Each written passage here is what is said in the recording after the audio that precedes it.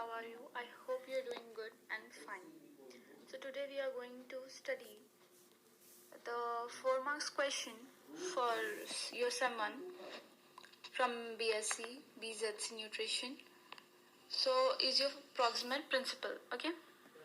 Protein, fats and carbohydrates are referred to as proximate principle. First of all, what is the meaning of proximate principle? Means the proteins which you have and fats, carbohydrates are referred to as proximate principle, we are saying, okay? Now they are oxidized in the body to yield energy, to yield ATPs which the body needs. Of course we need ATPs for function of the body. So what is the primary function? Let's see. The primary function is to provide amino acid for bodybuilding materials. For building our body, they provide our primary function. Who? Protein, fats and carbohydrates. The proximate principles form bulk to the diet. Vitamins and minerals do not supply energy but play an important role in regulation of metabolic activity. Now here what it is saying, vitamins and minerals do not supply energy. It will not supply any energy. But why it is important? To help in the metabolic activities, to generate energy this in the body, and utilization of proximate principle. To all the nutrients should go in the body. It is called a utilization of proximate principle. Getting my point? Now we have studied protein, fats and carbohydrate. Let's study separately, okay? Now proteins are vital to any living organism. It is very important for any living organism and important for the constituent for the tissues and cells of the body. Now the protein is in the form of enzymes and hormones and concerned with the metabolic process of the body, again to generate ATPs, right? Then protein supply the bodybuilding materials, wear and tear processes, and act as an antibiotic. Now what do you mean by antibiotics? Antibiotics means like if you have a cold or fever, you will eat some tablets, like that is only antibiotics to fight against that disease, virus, bacteria, to defense against infection, clearly. Now let's leave this point, let's go to this. Protein breakdown into amino acid used by the body to perform various functions.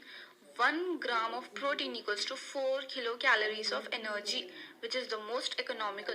Now let us see the sources of protein, how you can get protein in your diet. They are the meat, you can eat meat, fish, egg, milk. Which is your favorite? You can comment down. Pulses, oilseed, nuts, and that contain 20%. Nuts contain 20% of proteins, and the highest protein contained thing is soya bean. Soya bean is the richest source that contain 40% of protein, and millets 10%. And the next is rice 10%, and other fruits and vegetables 2%. Now defatted oil, seed cakes 50 to 60% of protein used only in the animal feed, poultry and cattle. Okay. Now what do you mean by unconventional protein? Means they are not natural, they are man-made type. Like single cell protein are available, but they are not found safe for human consumption. Like spirulina is there. How they use means, suppose if you are an astronaut and you cannot take all this food, right, protein, carbohydrate, to that what we call space station. Can you? No. So they will carry a single cell protein like a tablet. So it will give all the protein, whatever you need in your body, they will provide all that. But it is not found safe for human consumption. Fats. Fats are the important components of the diet. Of course, they serve number of functions in the body. They serve number of functions in the body, of course. And now it is concentrated source of energy because it supplies more than twice the energy when compared to the protein and carbohydrates. Getting my point?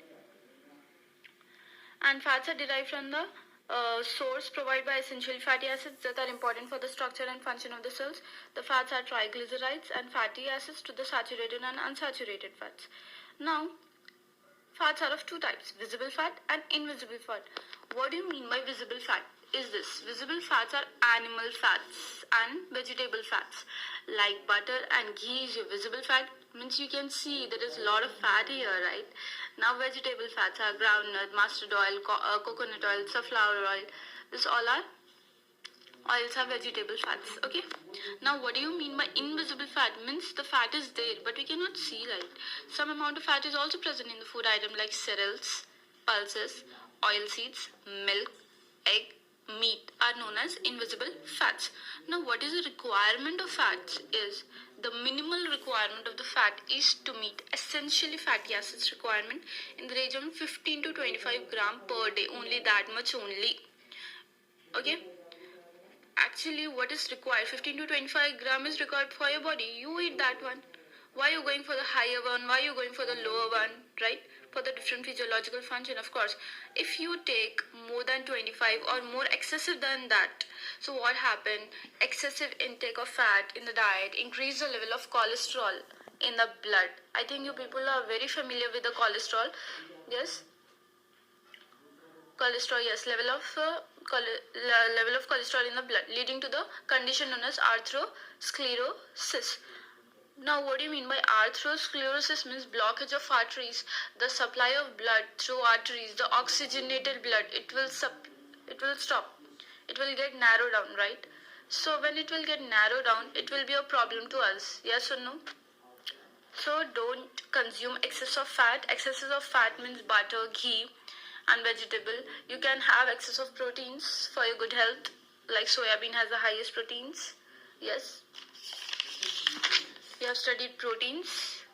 We have studied fats. And now we are studying carbohydrates. Carbohydrates are a class of yielding energy substances. First we'll study the complex carbohydrate. Getting my point?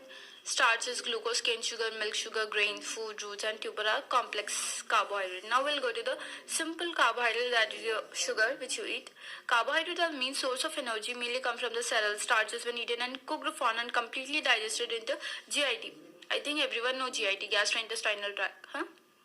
The release of glucose is absorbed and metabolized in the body to yield energy.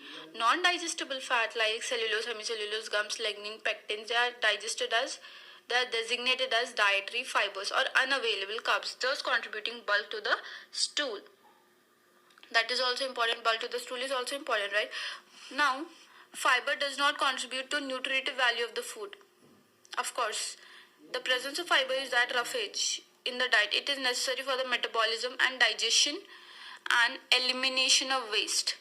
Actually, someone should be there to clean up all the things, like that is your fiber. It will clean up all the things from your body, whatever the non-useful things are there. Getting my point?